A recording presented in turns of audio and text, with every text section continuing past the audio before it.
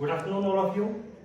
आपको जैसा कि पता है सीबीएसई ने कुछ टर्म्स और कंडीशन चेंज की है गुडविल को लेकर के, डिस्ट्रीब्यूशन वाले चैप्टर को लेकर के।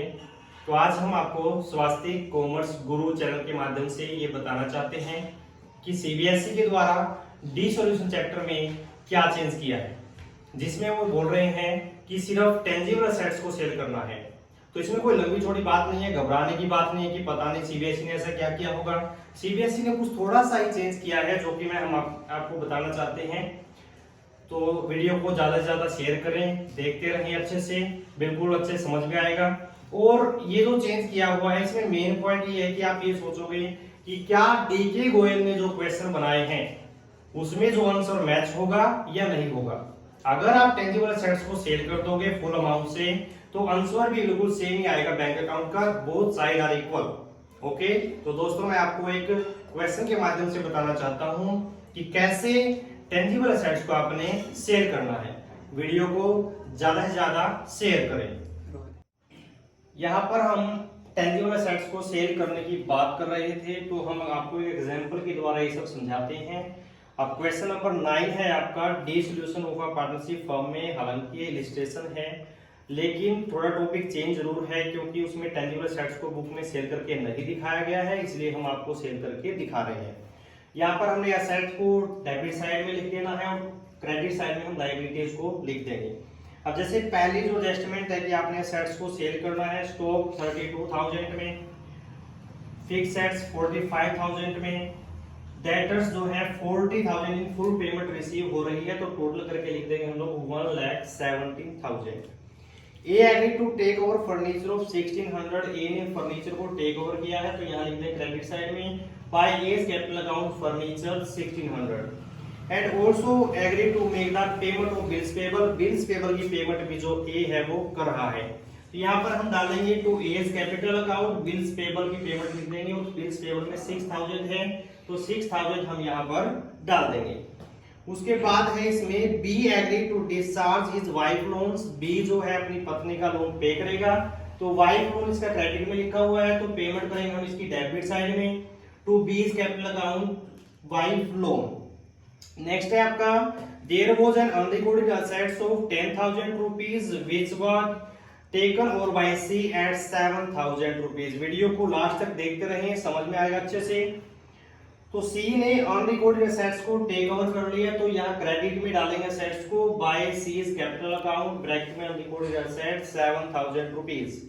नेक्स्ट है आपका आप बिल रिसीवेबल। यहाँ पर आ लिखा हुआ है तो इसका मतलब ये नहीं है कि आ एक पार्टनर है, यहाँ पर आ का मतलब है एक बिल रिसीवेबल है जो 5,000 का है, जो मोहन से रिसीव हुआ और वो डिस्काउंट करा लिया था बैंक से, और मोहन जो है वो इंसॉल्वेंट हो जाता है। +1 में आपने किया होगा बिल ऑफ एक्सचेंज, नहीं किया तो कोई बात नहीं, वो भी यहाँ पर आपको समझ में आएगा।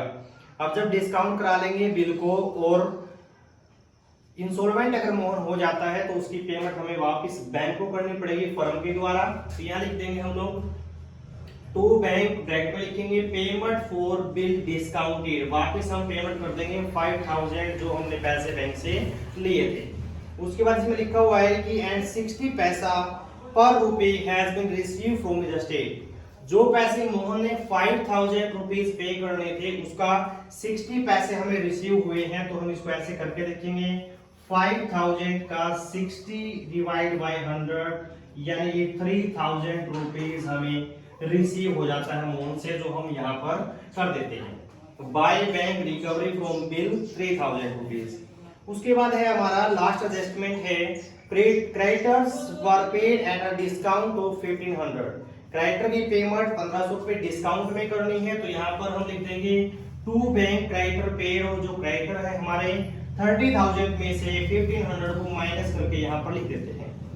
तो फ्रेंड्स हमारा लास्ट जो कंसेप्ट है जिसके लिए हम इस वीडियो को बना रहे हैं, आपको बता रहे हैं, वो है टेंजिबल एसेट को सेल करना।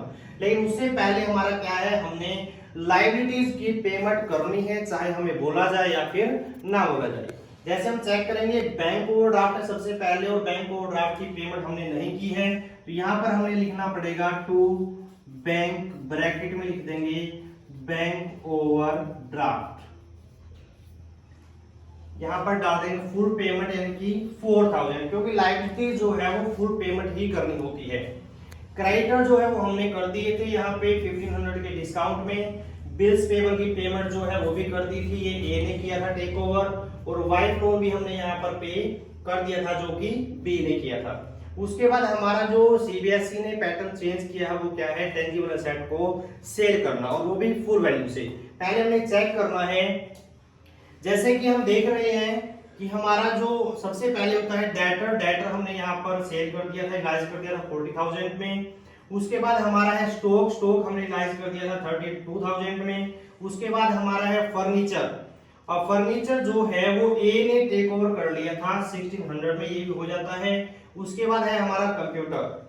अब कंप्यूटर जो है वो एक टेंजिबल एसेट है, लेकिन कंप्यूटर को यहाँ पर सेल नहीं किया गया है, तो हम कंप्यूटर को यहाँ पर फुल अमाउंट से सेल कर देंगे, या लिखेंगे बाय बैंक और कंप्यूटर डाल देंगे, बाय बैंक कंप्यूटर। रिलायंस यहाँ पर हम लिख देंगे, तो जो कंप्यूटर की वैल्यू है 8000 वो यहाँ पर आ जाएगी। उसके बाद हम चेक करेंगे, जैसे फिक्स एड्स है, फिक्स एड्स को हमने 45,000 में सेल कर दिया था। उसके बाद प्रीपेड एक्सपेंस हमारी इनटेंजिबल एसेट होती है, उसको हम रिलाइज नहीं कर सकते। और एक बात नोट करने की है कि अगर कंप्यूटर है तो हम उसको सेल कर रहे हैं, अगर कंप्यूटर सॉफ्टवेयर है तो सॉफ्टवेयर जो है वो इंटेंजिबल एसेट में आता है, उसको सेल नहीं करेंगे। तो यहाँ पर टेंजिबल एसेट कंप्यूटर को सेल कर दिया, सेल करने के बाद हमने लायबिलिटी पेमेंट कर दी है, एसेट्स को हमने टेंजिबल को सेल कर दिया, टोटल किया हमने। इस साइड पे हमारा आ जाता है 1,95,500 रुपीज, और यहाँ का अमाउंट जो है वो कम रहता है, तो इसमें से क्रेडिट साइड को लेस के डेबिट में से, तो हमारा आंसर आता है 8900 रुपीज। लेकिन एक बात ध्यान रखना स्टूडेंट्स, आपकी बुक में जो आंसर है वहां पर आपको मिलेगा 16,900। ऐसा क्यों? क्योंकि अभी हमने क्या किया, कंप्यूटर को सेल किया है। अगर टेंजिबल कंप्यूटर को यहाँ 8000 को माइनस करेंगे तो यहाँ पे आएगा 8900 रुपीज, आपका आंसर आएगा। यानी कि आपका बुक का आंसर, डीके गोल्ड की जो बुक है ये, उसका आंसर, और जो सीबीएसई ने चेंज किया है उसके अकॉर्डिंग जो आंसर है वो अलग आएगा। तो ये हमारा रियलाइजेशन अकाउंट कंप्लीट हो जाता है। उम्मीद करेंगे कि आपको अच्छे से समझ में आ गया होगा हर पॉइंट। तो याद रखें, टेंजिबल एसेट को सिर्फ सेल करेंगे, इनटेंजिबल एसेट को सेल नहीं करेंगे, और लायबिलिटी को हम पहले की तरह सेल करते रहेंगे। तो दोस्तों, आपको हमारा वीडियो ये कैसा लगा, लाइक और कमेंट करके जरूर बताएं। इससे आगे जो पीसीए पार्टनर्स कैपिटल अकाउंट और बैंक अकाउंट बनेगा, उसको अगर आपको जानना है या उसके बारे में पूछना है तो हमें कमेंट करके जरूर बताएं। स्वास्थ्य कॉमर्स गुरु चैनल को सब्सक्राइब करें, ताकि हम आपको हर अपडेट विद एग्जाम्पल के साथ बता सके। Thank you, have a nice day.